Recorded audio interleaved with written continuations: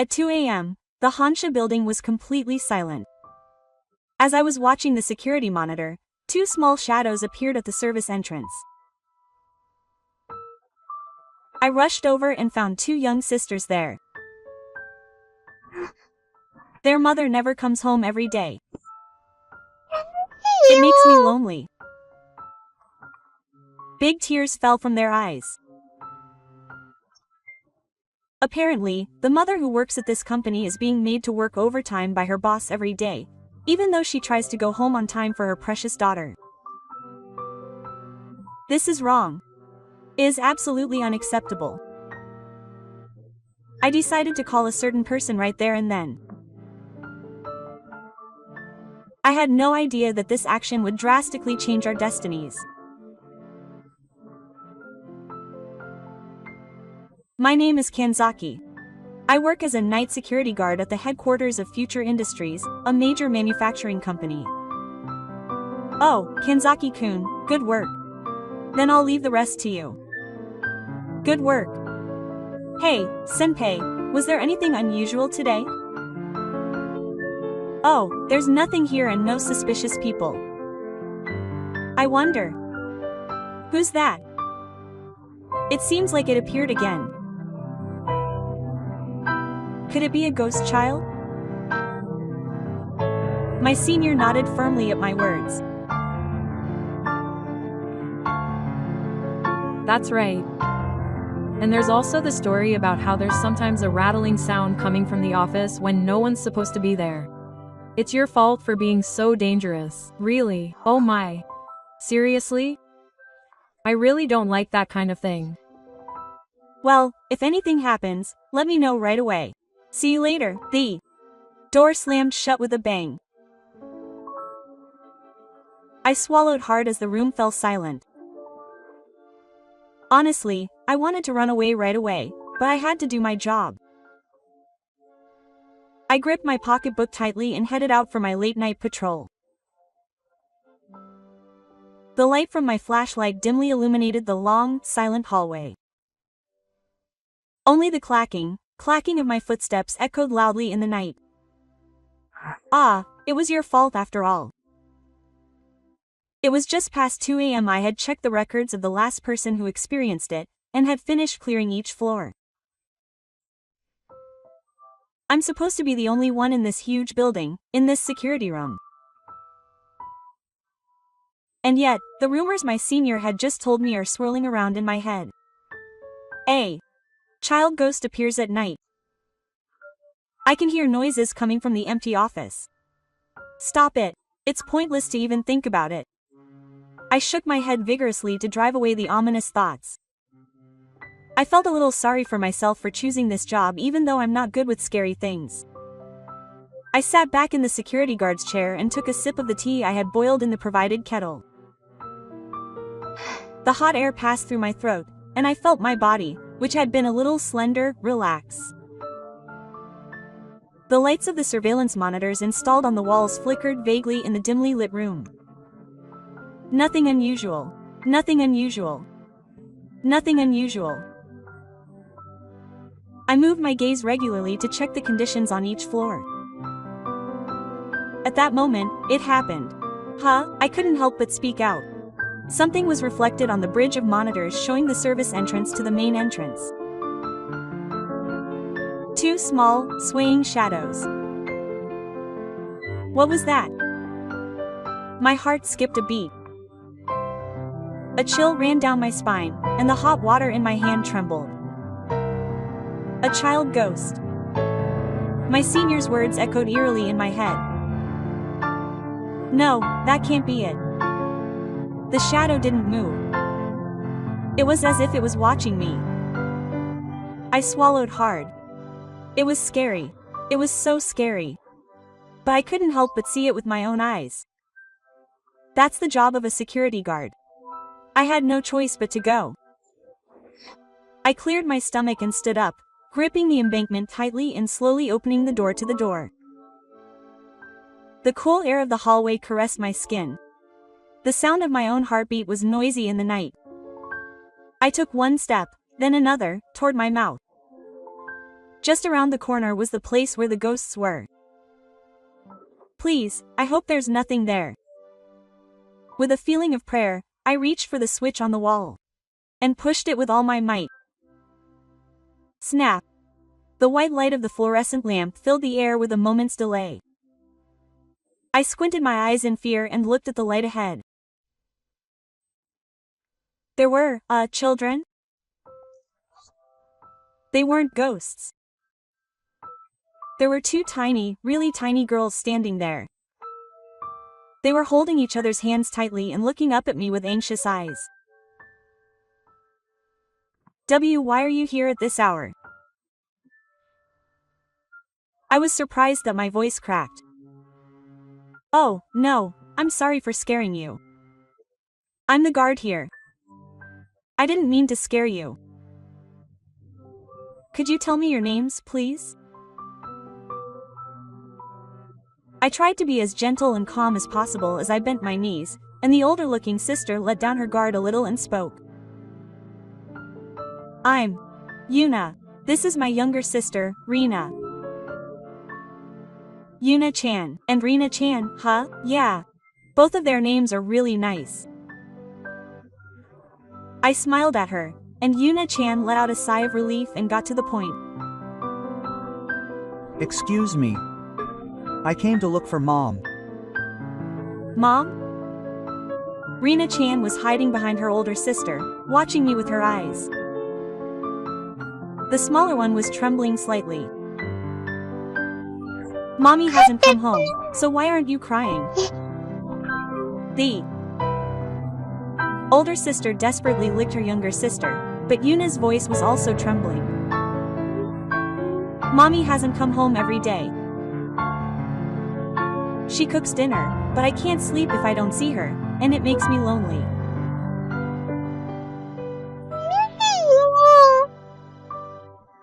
Finally, big tears fell from Rina's eyes. The moment I saw her shabby figure and heard her strained voice, my heart tightened in a way other than fear. What the heck is this? Is this even possible? I see. Mommy works at this company, huh? When I looked at her again, Yuna nodded firmly. Yes. It's the System Development Department of Future Industry. The System Development Department. It's definitely a department of this company. But something's wrong. There shouldn't have been any names of employees from the System Development Department in the final sensory record. Of course, I've already taken care of the medical examination. Okay. Should I go look for Mommy with Uncle? It'll just get cold if I stay here. Really? Oh. But be quiet. Everyone's already asleep. When I smiled at them, the sisters' expressions softened a little, and they nodded again. I gently held each of their small hands. They were cold and delicate. What on earth was going on? Was there really still someone left? I couldn't help but wonder, but right now, the most important thing was to find their mother. I began walking with the two of them in the now silent car. The office was silent in the middle of the night, as if the daytime was a lie. Only the sound of our 3 footsteps echoed softly in the vast open space. Aren't you cold? Yeah, I'm fine. Thank you, big brother. I spoke to the sisters as cheerfully as possible so as not to scare them. The System Development Department was on the 7th floor. I got on the elevator and headed for the floor I was headed for. A quiet arrival sound rang out and the doors opened. The 7th floor was, as expected, pitch black. It didn't seem like anyone was there. As I spoke while shining a light in my pocket into the back of the floor, a look of anxiety appeared on the sisters' faces again. But we're going to Mom. Ah! I ran the flashlight through every corner of the room once more. The desks were lined up like they were when she was alive, and the computer monitors were all black and shrouded in silence. That was when it happened. I saw a faint pale light leaking from a corner of the floor, separated by a partition at the very back. It was the light from a computer monitor. Is anyone there? I put my index finger to my mouth and approached the light, my footsteps quietly. The sound of someone typing on a keyboard could be heard. I peeked inside from the shadow of the partition and gasped. There was a woman there. Surrounded by a mountain of documents, she was desperately working on her computer with a tired expression on her face. Looking to the side, the sisters exclaimed at the same time. Mom! Huh? The woman looked up in surprise, and her eyes widened when she saw us. Why don't say that? Why are you here, Rena? I wanted to see Mom. Mom! The sisters let go of my hand and ran to their mother. The mother forgot to stand up from her chair and hugged her daughters with a completely relaxed expression. Why is that? Why are you up at this hour? And how did you get here? I brought you here. When I said quietly, she looked at me with a sullen expression. She had been waiting for her mother at the entrance. It seemed she had slipped out of the house because she was worried. That's really bad. I'm sorry for the inconvenience. No, more importantly, what are you doing out here at this hour? Your name wasn't in the last sensory record. Oh, it's not like this is particularly bad season. It's definitely not normal for you to be the only one with this much work. Your children are so worried. Isn't there a reason? When I asked her this question without being serious, she remained silent for a while, but then she began to speak bit by bit as if she had given up. She said that the work she had been asked to do wasn't being finished, and that it was for your studies, or that this was an urgent matter, so she asked the professor to do it. She kept coming up with more and more work. Her voice gradually became hoarse.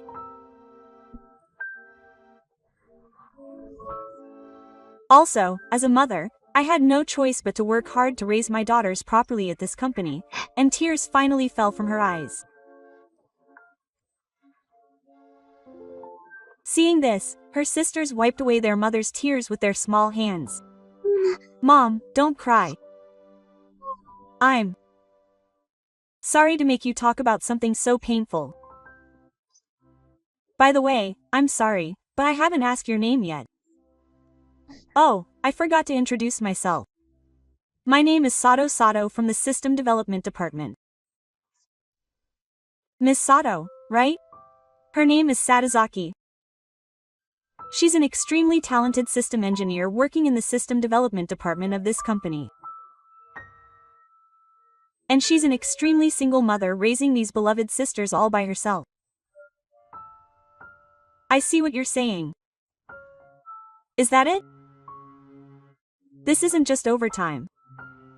It's malicious work being forced on a specific employee. Taking advantage of her weak position, the boss is forcing his own work on her, anticipating that she won't be able to refuse. Because of this, the mother can't go home, and the young daughters are lonely every night. This kind of thing can't be allowed to go on in this company that my father poured his blood and soul into building. I felt the flames of anger that had been quiet inside me roaring. I understand. I said quietly but clearly. It's okay now. She looked at me with a puzzled expression. I ignored her and took my smartphone out of my pocket. Then I tapped the name at the top of the registered contacts. Tinkle, tinkle. Only the ringtone echoed in the quiet office. After a few rings, a low voice suppressing sleepiness came from the other end of the phone. "Hello, who's that?" I quietly held my child in my arms. But I yelled with anger from the bottom of my heart. "Hello. It's me, boss. I'm going to open the palace closing ceremony." The silence on the other end of the phone and the expression on Misa's face as she stood before me. At that moment, the gong sounded for the battle to overturn this broken chain. On the other end of the phone, Keiichiro, who was also my father, responded to my words with a moment of silence, then said in a calm voice, "I understand. The situation is more or less settled. Tell me the details first thing tomorrow morning. Tonight, make getting those people home safely your top priority." "Okay, G. Understood." After a short conversation, I hung up the phone. In the background, I could tell that Misa was engrossed in the conversation between me and the person on the other end of the phone. She looked back and forth between me and the smartphone in my hand, an expression of disbelief. Was that really the president?" "Yes." "But, you must be wondering why on earth you would call the president and his supervisor." It's common sense that it's impossible for a night security guard on the first floor to call an emergency meeting with a single phone call from the company's top management in the middle of the night. I accepted her bewilderment and quietly dismissed it. I won't know the answer tomorrow. For now, let's go home early for the sake of the children. I'll drive them home. But I can't just send a woman and a child home alone at this late hour.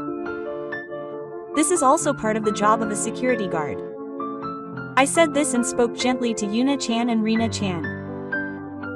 "Yuna-chan, Rina-chan, it's okay now. Let's go home with mom." With mom."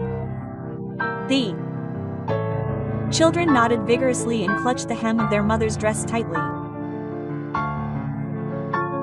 I glanced at the pile of documents scattered across Misa's desk and simply told her that she could clean up later, then urged the three of them to leave the empty office. The sisters must have been tired among the other employees, as they soon fell asleep in the back seat.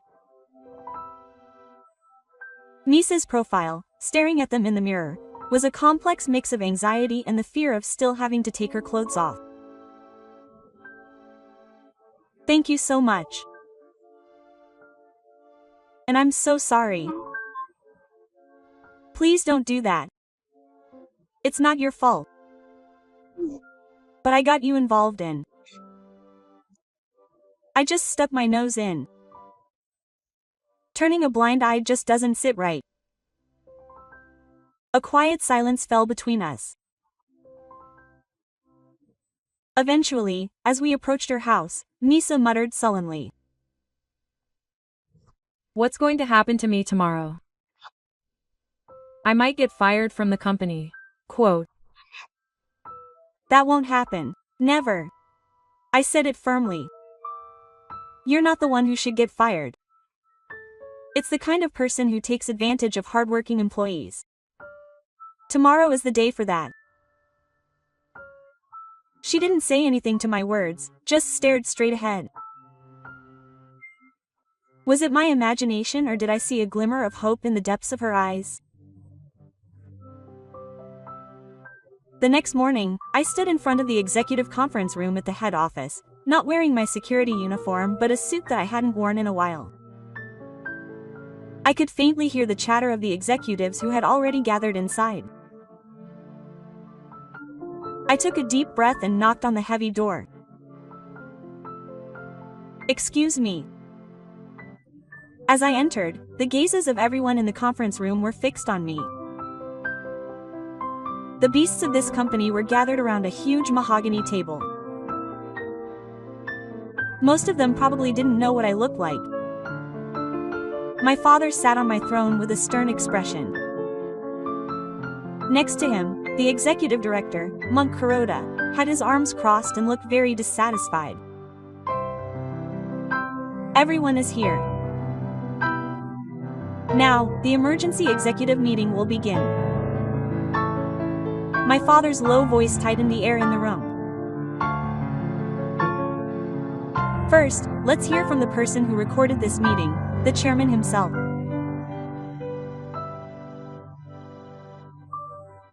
Explain to everyone here what happened last night. I stood before the executives and bowed once. I am Kanzaki, a security guard. Last night, while I was on late-night security duty, I discovered two young sisters in a car. I calmly began to tell the story of what had happened to Sakuya. That the sisters had come to see their mother out of concern. That a single female employee was overwhelmed with an enormous amount of work on a floor that was supposed to be open to the public. And that this was a vicious imposition of work that had become a condition. As my story progressed, unease spread among the executives. Some of them even hid behind Mao to read the mood of the managing director.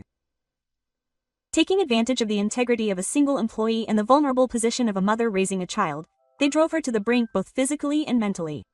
Such behavior is allowed to continue in our company. I have determined that this is an extremely serious problem that could shake the very foundations of the company organization, and have therefore requested that the president convene an emergency meeting. As I concluded, Keiichiro spoke heavily. I understand.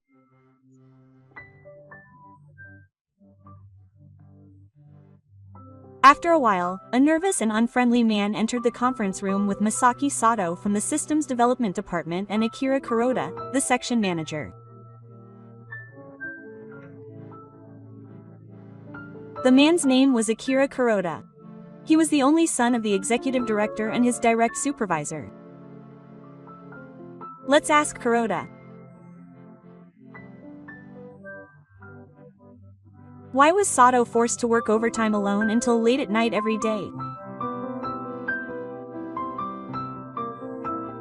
The former president asked him a series of questions, but Kuroda showed no remorse and instead puffed out his chest proudly.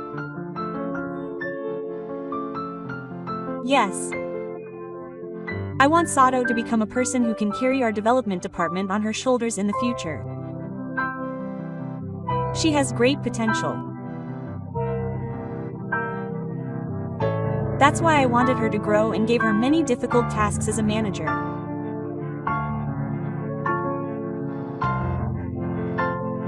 In a sense, this was a manifestation of my expectations for her, a kind of ignorance of love, and I felt my mother flinch at those blatant words. A whip of love? Don't you think that's going too far? I have young daughters who cry every night waiting for their mother to come home. Do you know that and still say it's because of my expectations? What are you? Kuroda looked me over from head to toe and sneered. You, a security guard from the first floor, shouldn't be talking in a board meeting. Know your place. This is a management issue. Someone like you, who works in the field, would never understand it. The moment those words came out, the air in the conference room froze. I was beyond angry and dumbfounded, speechless. Then my father, who had been silent with his arms crossed until then, spoke quietly. But in a low voice that made blood run down his face, Kuroda-kun, the man you just insulted by calling him a mere gebbon. Keiichiro slowly shifted his gaze to me and continued. He's not just a security guard. He's my only son. His name is Naosaki. Those words exploded in the conference room like a bomb. Kuroda, froze in his tracks, and I could see the blood draining from his face.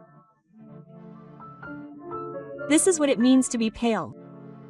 Nisa, standing next to me, opened her eyes wide in disbelief and covered her mouth with her hands.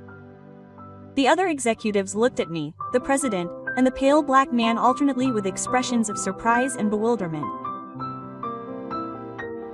Hey, the president's son. That's ridiculous. I'm the security guard who's in charge of management. First, you have to understand the pain on the ground, and feel the faces and lives of the employees firsthand. A company can't function if you just look at the numbers on your desk. That's my philosophy. And now you've looked down on and insulted the people on the ground.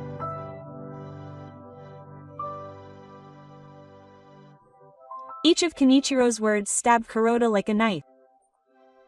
That's when it happened. The senior managing director, who had been silently watching the situation unfold, deliberately cleared his throat and interjected.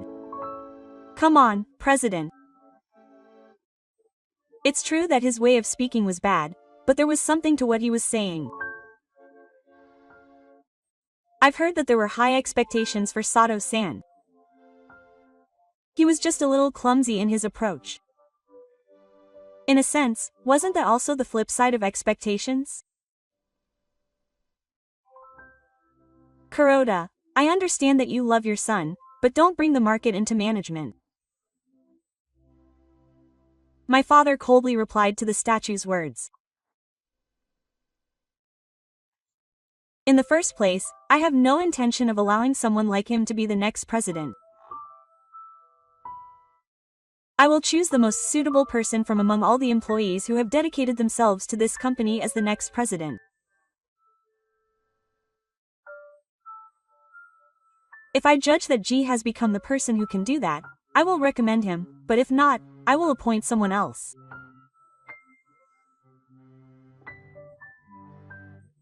I will make that clear again in front of all the executives here.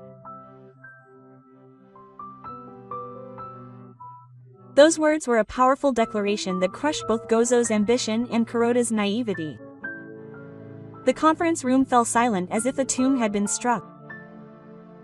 It was I who broke the heavy silence. President, this matter is not just a personal problem for Section Chief Kuroda. I believe that there is a problem with the company's structure itself, where someone like him can wield power without restraint. Oh, let me continue. We should thoroughly investigate the working conditions and work content of all employees, taking this into consideration.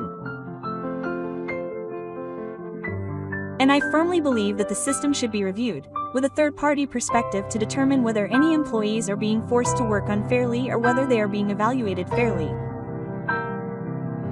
The executives murmur at my proposal. Kenichiro stares intently into my eyes, but then nods slightly. Okay. I'll leave that to you alone. Take responsibility for investigating and submit a proposal for improvement. Ah, wait a minute. President. Even though it's your rule, no, it's not the right time to entrust such a body to someone like that. He discovered the problem and spoke out.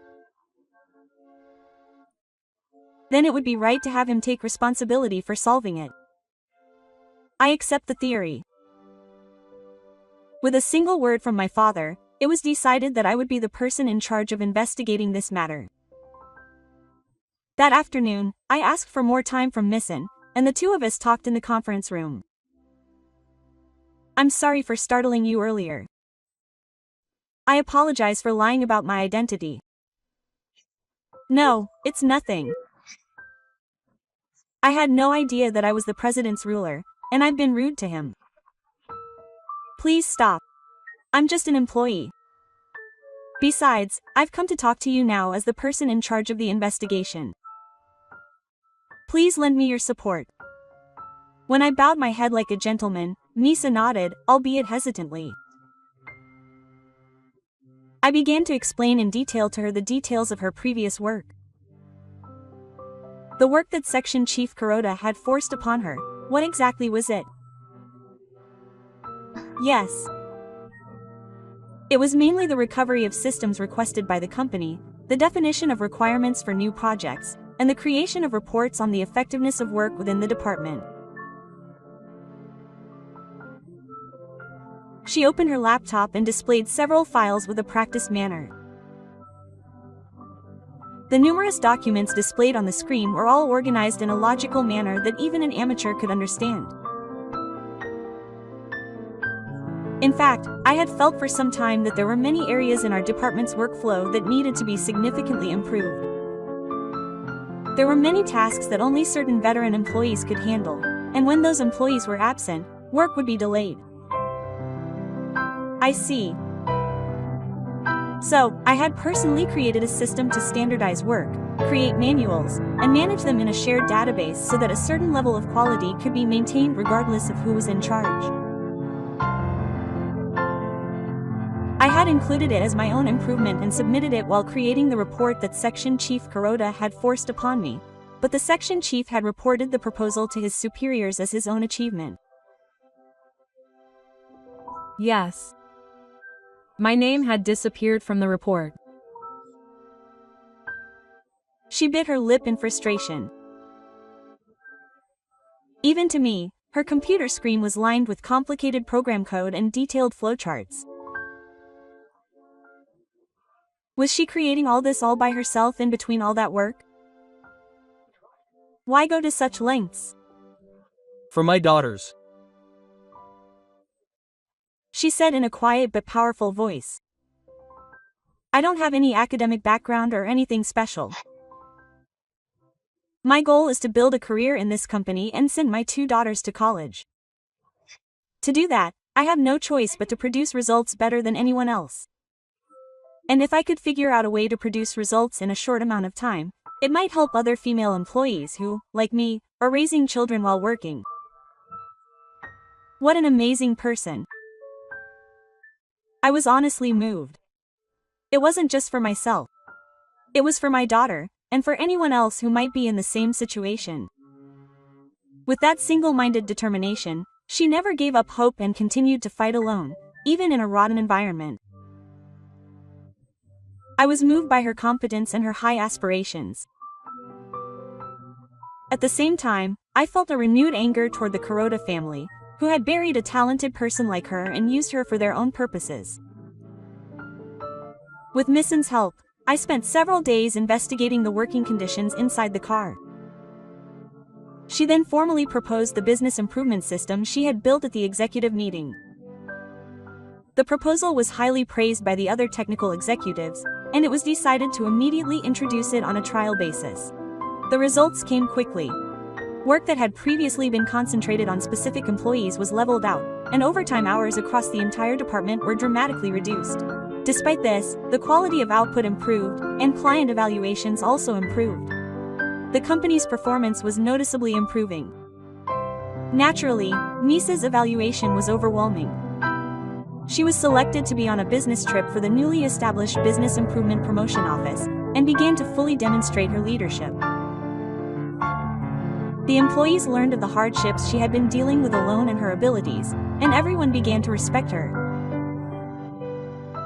On the other hand, Kuroda's position was weakening day by day.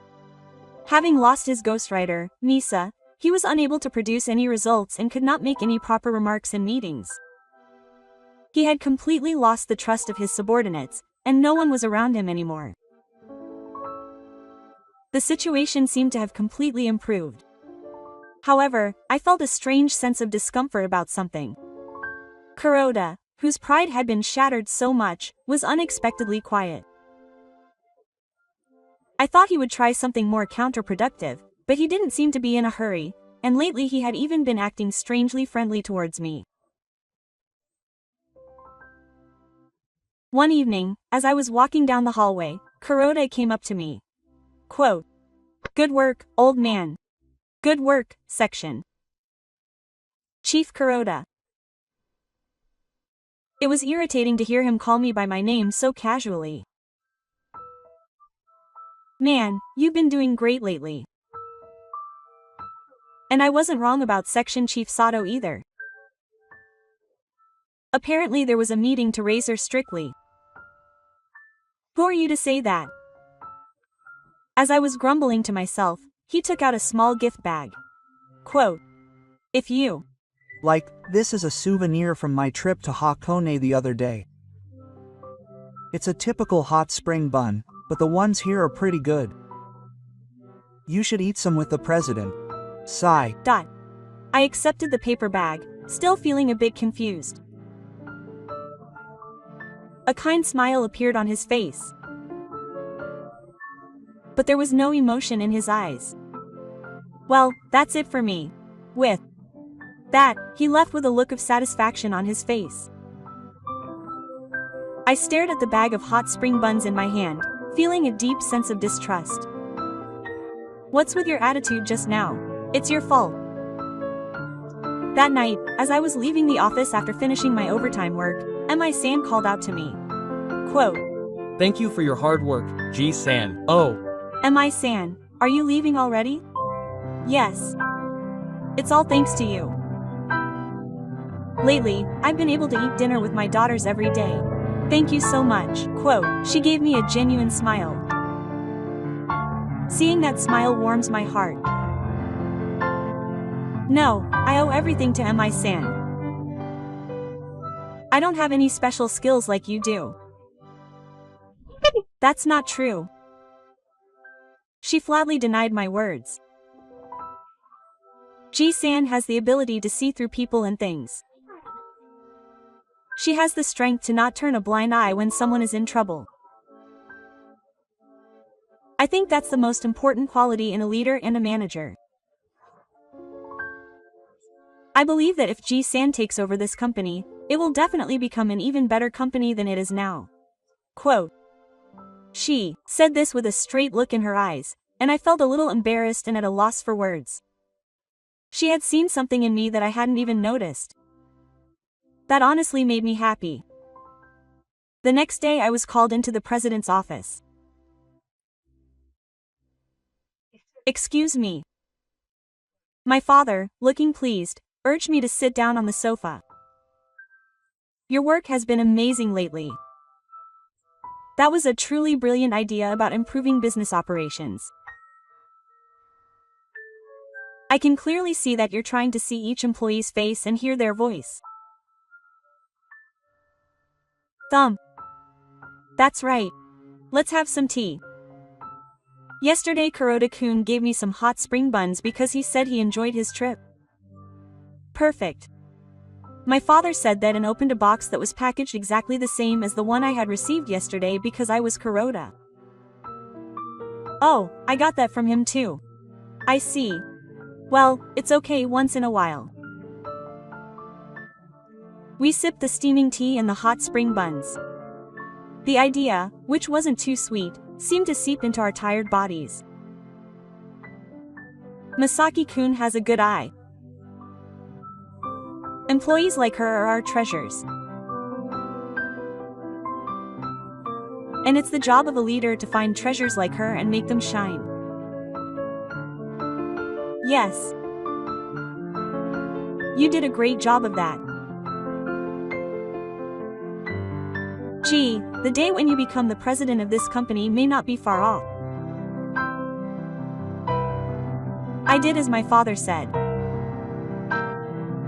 It was the third best I could from the governor who had never spoiled me with his illusions. I had followed in the footsteps of this great father since I was a child. Now that he had recognized me as a manager, I felt something warm well up from the depths of my chest. Thank you, Dad. I was so happy from the bottom of my heart. I would definitely protect this company and what my father had realized. That's what I vowed to myself again. But that moment of happiness did not last long. The next afternoon, shocking news spread throughout the company. My father's long-term illness had suddenly worsened, and he had been urgently hospitalized. I felt everything go dark before my eyes. My father's will had not returned. His will told me that the situation would continue without any distractions for a while. Future Industries, which had lost its top executive, was thrown into great confusion. And amidst that confusion, one man took control of the experiment. It was Kuroda, the executive director. At an extraordinary board meeting, Gozo declared that he would take over the company's duties for 1 year until the president returned. And the first thing he did as acting president was to announce to all employees that he was soliciting voluntary retirement. He announced the move at a ceremony where all employees were gathered together. As you know, the productivity of our company has improved dramatically due to the operational improvements led by Director Sato the other day. This is something to be very pleased about. However, on the flip side, this means that we had been overstaffed. In order to improve the health of the company's management and invest in the future, we have decided to reorganize the remaining staff, which means soliciting voluntary retirement. The employees froze at those words. The efficient system that Misa had built up the company with her colleagues had been used as a means of restructuring to get rid of her colleagues.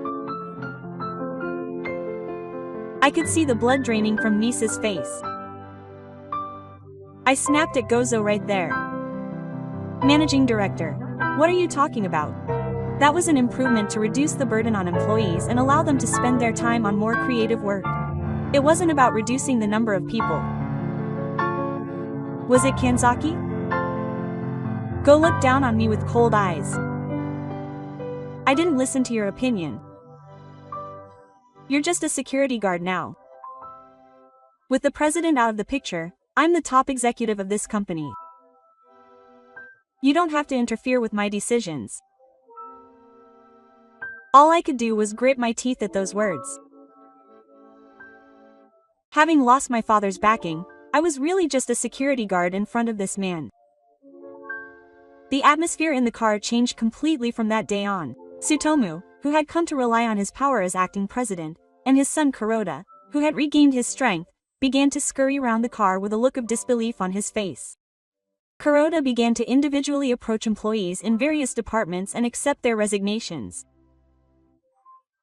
Your current job will be entrusted to a part-time worker from next month. If things continue like this, your evaluation will drop and your salary will continue to decrease. Wouldn't it be better for you to find another job soon? Unable to bear the constant pressure, veteran employees who had contributed to the company for many years submitted their resignations one after another. Smiles disappeared from the office, and a heavy, stagnant atmosphere reigned. All I could do was watch as the company's pride crumbled day by day.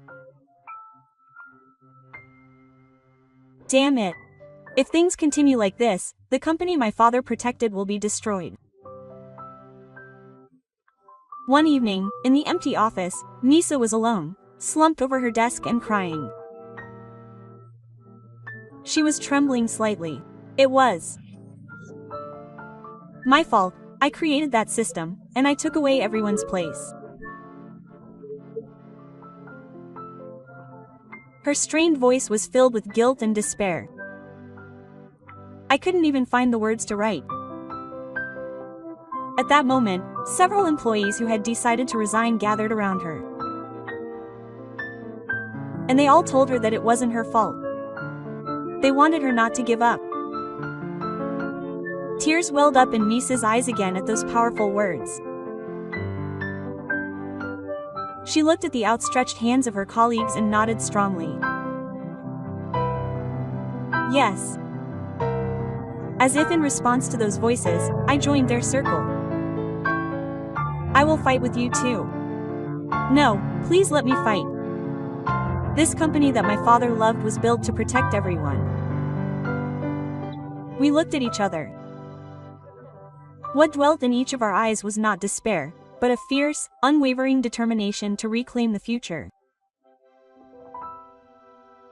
The next morning, the main building of Future Industries was enveloped in an eerie silence and tension.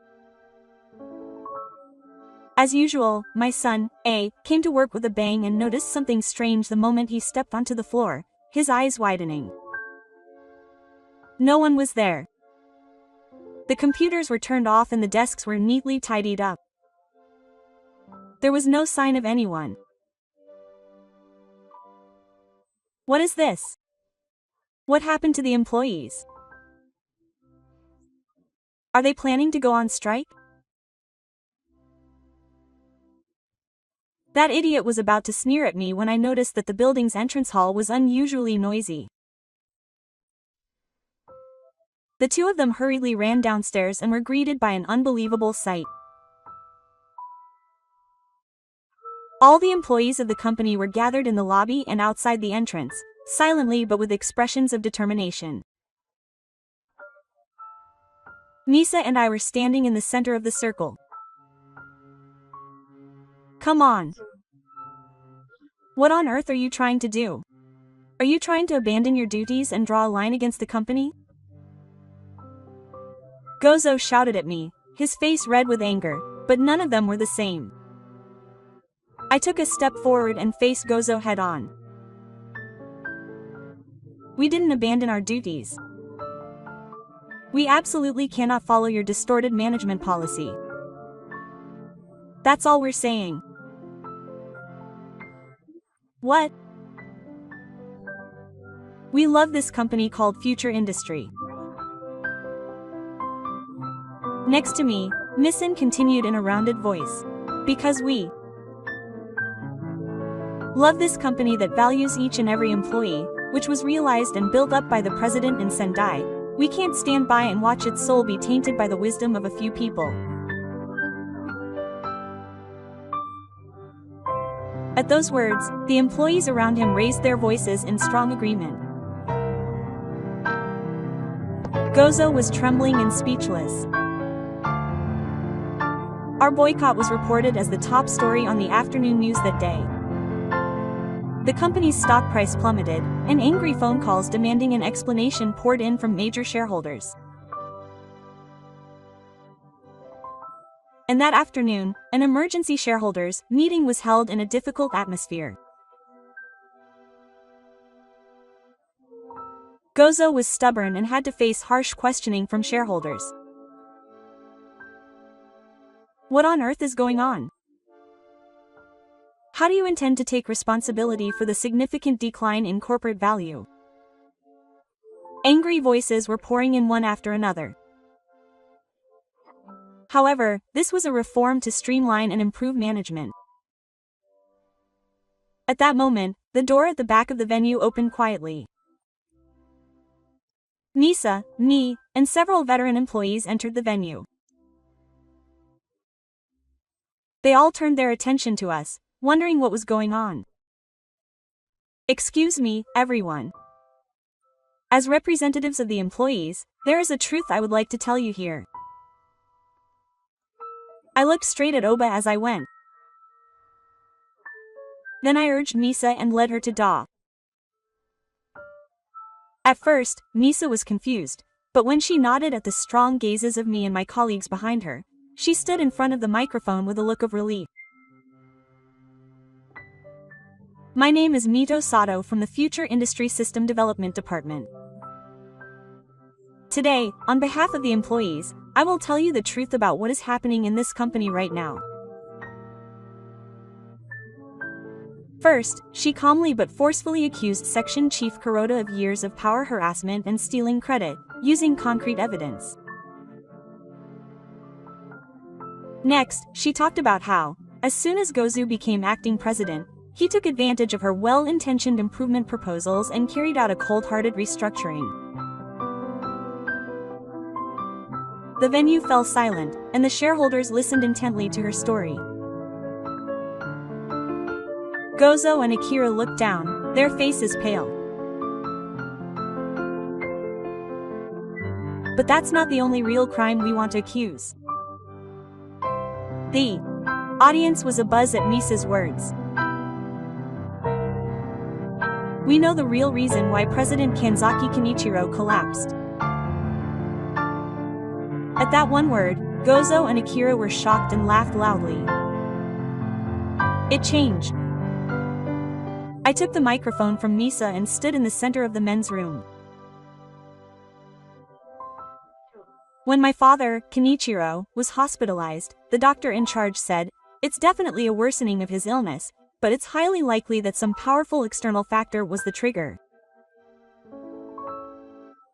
I took a small bag out of my pocket. It was the remainder of the hot spring magic I received from Akira that day.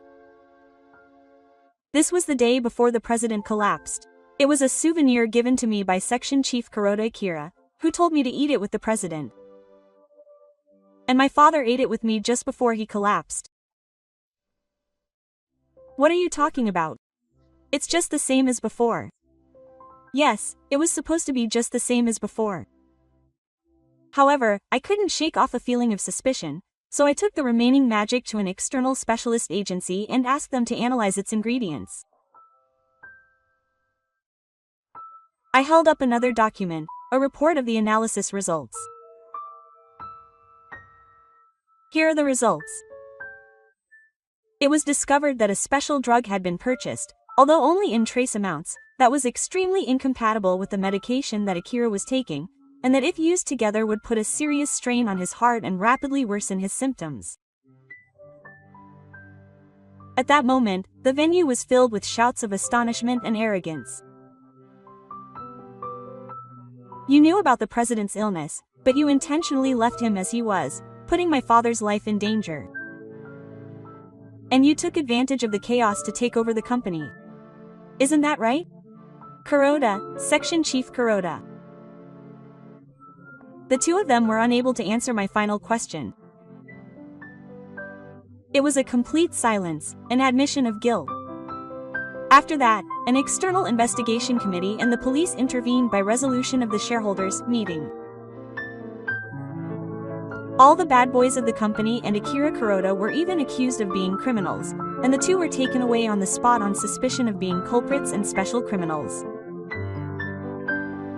Needless to say, they were dismissed from the company. Our long fight against corruption had thus come to an end with our complete victory. After the chaos had settled down, an extraordinary general meeting of employees was held to discuss the future of the company, with all employees in attendance. Standing in the audience, the shareholder, Fudeto, spoke with a sigh of relief. The room was filled with anxious murmurs as he was told that a new representative director and president needed to be appointed as soon as possible for the future of the company. At that moment, a veteran employee stood up.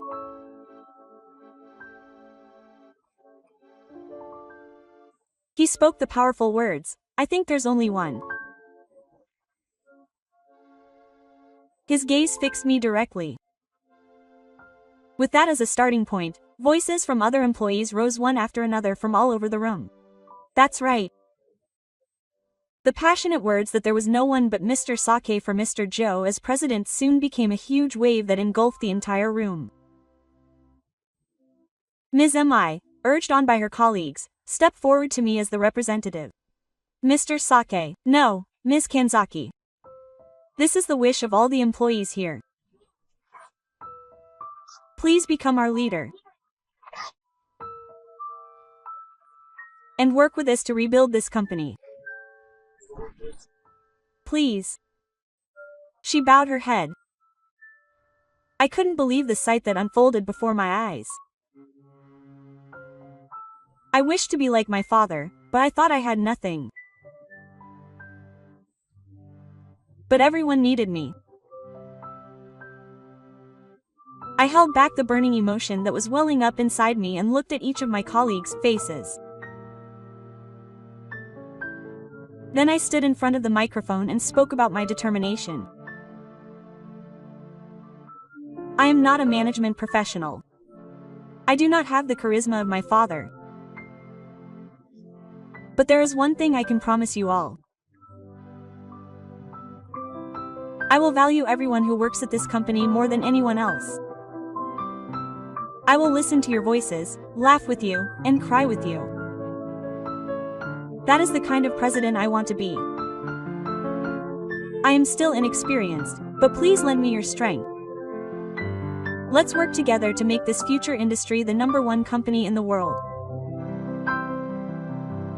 My words were met with thunderous applause and a sense of accomplishment. And so, pushed forward by my colleagues, I became the CEO and representative director of Shinsei Future Industry. My first job was to call back the employees who had submitted their resignations. I met with each of them, bowed my head, and explained the new company policy. Our enthusiasm moved their hearts, and one by one, my colleagues came back to work. The Business Improvement Promotion Office, where Misson was the head, officially became a department directly reporting to the president, and a major company-wide reform began with her at the center. A well-ventilated organization, a fair evaluation system, and an environment where everyone could work with peace of mind. We worked tirelessly not only to regain what was lost, but also to create an even better company than before. The inside of the company was filled with more energy and smiles than ever before. And our performance made a miraculous recovery. Then one day, I received a phone call from the hospital. My father had regained consciousness. A few days later, I visited my father's hospital room, whose condition had stabilized. I see. It's all because of you. After hearing the whole story from me, my father, who had become thin, quietly shed tears. You have become a great manager, far beyond my imagination.